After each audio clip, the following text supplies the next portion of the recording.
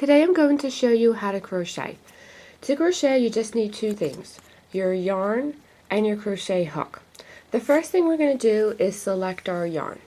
If you were working on a specific project, if you take a look in the directions, it will always specify what size yarn to use, which you can find on the label where there is a picture of a yarn as well as a number within it. This particular size is a 4.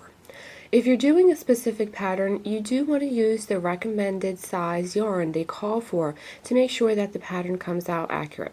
If you're just practicing, just starting and playing around, it really doesn't matter what size yarn you work with, just whichever one you think is pretty.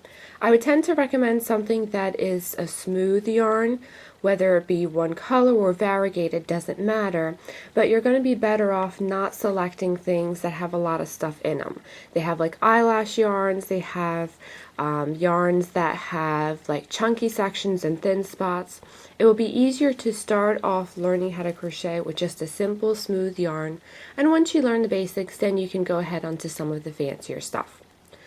Once we've selected our yarn, we're then going to need to get the appropriate size crochet hook.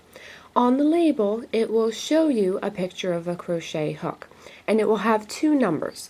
On this particular label, 5mm and US 8. Those are the two sizes. One is in metric and one is the US size. It's technically the same exact size, just two different systems of looking at it. Once you've selected our yarn, you then pick out your crochet hook. And when you're looking at your crochet hook, it will actually tell you the size on the crochet hook, so we know we have the right size.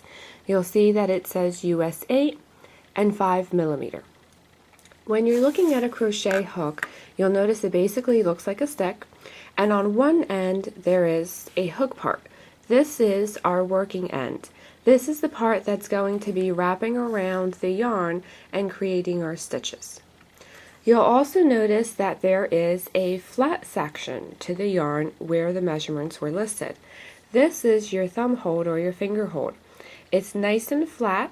It's more comfortable to grip than if you were gripping the rounded area. Now that we have our supplies, we are ready to get started.